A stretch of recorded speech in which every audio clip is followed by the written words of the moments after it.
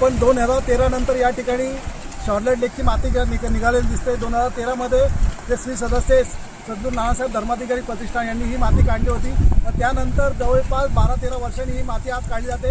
ही माती खरं तर धरणातून काढून माथेरानमध्ये रस्त्यासाठी वापरली जाणार होती, परंतु या ठिकाणी नगर परिषद असेल, जीवन प्राधिकरण असेल, नवी मुंबई महानगरपालिका असेल यांनी याकडे लक्ष देणं गरजेचं होतं की ही माती खाली धरणामध्ये जाऊ नये। खाली मोरबे धरण आहे जे नवी मुंबई महापालिकेला पाणी पुरवठा करतं, या धरणामध्ये ही संपूर्ण माती वाहून जाते। या धरणातून साधारण 2600 ट्रक माती काढली जाणार होती, म्हणजे 5200 ब्रास माती काढली जाणार होती। परंतु आज आपण पाहता ही सगळी माती कॉन्ट्रॅक्टर ठेकेदार या ठिकाणी पाण्याने धुवून ती माती धरणाच्या खाली पाठवत आहे आणि ही माती 2600 ट्रक नाही तर ही माती जवळपास 10,000 ट्रक आहे।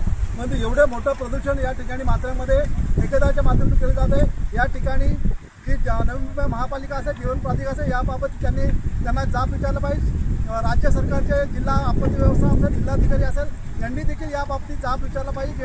ही माती तुम्ही माथेरानमध्ये वापरली पाहिजे, ती माती खाली का गेली? ही या मातीमुळे माथेरानमध्ये प्रचंड प्रमाणात रोष निर्माण झालेला आहे। त्याचप्रमाणे दुसरी एक महत्त्वाची गोष्ट, 10 ऑगस्ट रोजी या धरणातलं पाणी गाळ जाण्यासाठी सोडलं। आज अशी परिस्थिती आहे, ज्या विहिरीमधून हे पाणी पुढे खाली गेलेलं आहे त्या विहिरीचा लॉक म्हणजे चावी ही लागत नसल्याची अशी अंतर्गत माहिती पुढे आलेली आहे। जर असं झालं तर माथेरानमध्ये यावर्षी पाणी देखील या तलावात अडणार नाही आणि माथेरानमध्ये जनजीवन असे पर्यटन धोक्यात येईल। केंद्र सरकारच्या अमृत 2.0 संवर्धनासाठी जे 5 कोटी रुपये आले होते त्यामध्ये या संवर्धनाच्या कामातलं सगळ्यात मुख्य काम हे शार्लोट लेक तलावातील गाळ काढण्याचं होतं आणि तो गाळ गेल्या वर्षी म्हणजे एप्रिल आणि मार्च 2025मध्ये थोड्याफार प्रमाणात काढण्यात आला होता आणि तो इथून पांडे प्ले ग्राउंड आणि इतर ठिकाणी शिफ्ट करण्यात आला होता।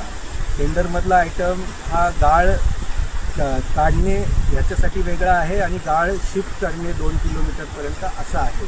हे असं आयटम ठेवण्याचं कारण येत होतं की माथेरानमधली माती ही माथेरानमध्येच राहावी आणि तिचा पुन्हा वापर रस्त्यांसाठी करण्यात यावा, कारण माथेरानमध्ये 56 किलोमीटर लांबीचे रस्ते आहेत, त्यातले 2-1 किलोमीटर प्ले पेवर ब्लॉकचे रस्ते असतील 2 ते 3 किलोमीटर, उर्वरित 50 किलोमीटर रस्ते हे मातीचे। त्यामुळे या रस्त्यांच्या कामासाठी त्याचा उपयोग झाला असता।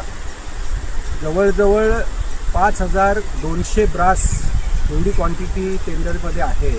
आता ही 5200 ब्रास माती जर का काढली गेली नाही आणि ती सर्वच्या सर्व आता ज्या प्रकारे डिसिल्टिंग गेट 10 तारखेला उघडले, 10 ऑगस्टला, आज 19 तारीख आहे, 19 ऑगस्ट म्हणजे 9 दिवस झालेले आहेत आणि ह्या डिसिल्टिंग गेट उघडून जी माती काढण्यात येते अजून मला दिसत नाही की हे काम पुढच्या 15 दिवस होईल असं। आणि जर का ही माती अशा प्रकारे काढून पर्यावरणाचं तर नुकसान होतं आहे, पण माथेरानचं सगळ्यात मोठं नुकसान होतं, कारण माथेरानला ट्रान्सपोर्टेशन एक ब्रास माती आणायची झाली तर जवळजवळ 10,000 रुपये ब्रासला खर्च आहे। जर का 5200 ब्रास माती माथेरानमध्ये आणायची झाली तर फार प्रचंड मोठ्या प्रमाणात कोट्यावधी रुपये लागू शकतात।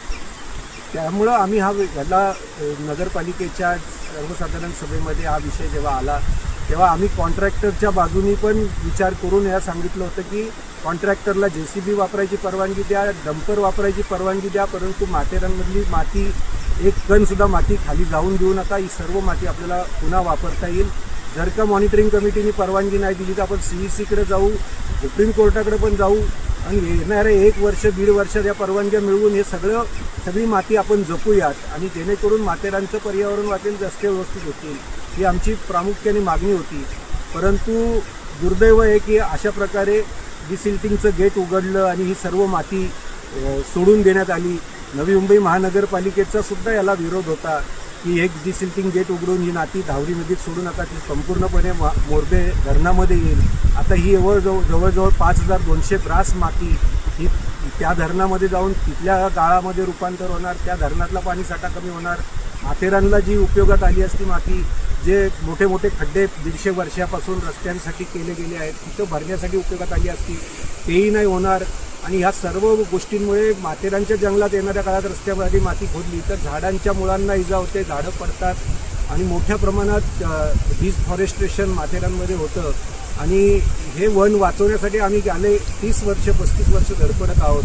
आमच्यासाठी हा फार मोठा धक्कादायक प्रकार आहे आणि फार दुःखद गोष्ट आहे की एवढ्या मोठ्या प्रमाणात माती ज्या प्रकारे शासनाने दुर्लक्ष केलं आणि अधिकाऱ्यांनी बेजबाबदारपणा केला, त्यामुळे ही आज माथेरानच्या बाहेर गेलेली आहे.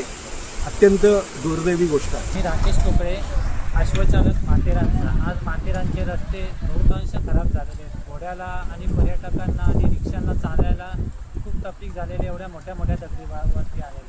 तर हीच जर माती आपण रोडसाठी वापरली असती, माथेरानमध्ये अनेक रस्ते त्या रस्त्यासाठी वापरली असते, तर ही आपल्याला इतर ठिकाणी झाडाझुडपांमधनं माती काढायला नसती लागली आणि ही मातींची पूर्ण माथेरानचे रोड झाले असते. पण दुर्दैवाने ठेकेदाराने ह्या गोष्टी आपल्याला माती ही साचून ठेवायला सांगितलेली होती, पण त्यांनी साचून नाही ठेवली. पाण्याच्या प्रवाहात वाहत चाललेली आहे. हीच माती मोरबे धरणाला जात आहे आणि तिकडची सुद्धा पाणी पिणाऱ्यांची ठिकाणं सुद्धा हे होत आहे. पण हीच माती मौल्यवान माती आहे, जी आज आपलं गाव सोडून दुसऱ्या गावी चाललेली, आपल्याला ही माती पुन्हा भेटणार नाही. आणि ही माती वाचवणं हे पूर्ण माथेरानकरांचं काम होतं, पण दुर्दैवाने ही माती बरीचशी माती वाहून गेलेली आणि आपल्याला पुन्हा ही माती भेटणार नाही.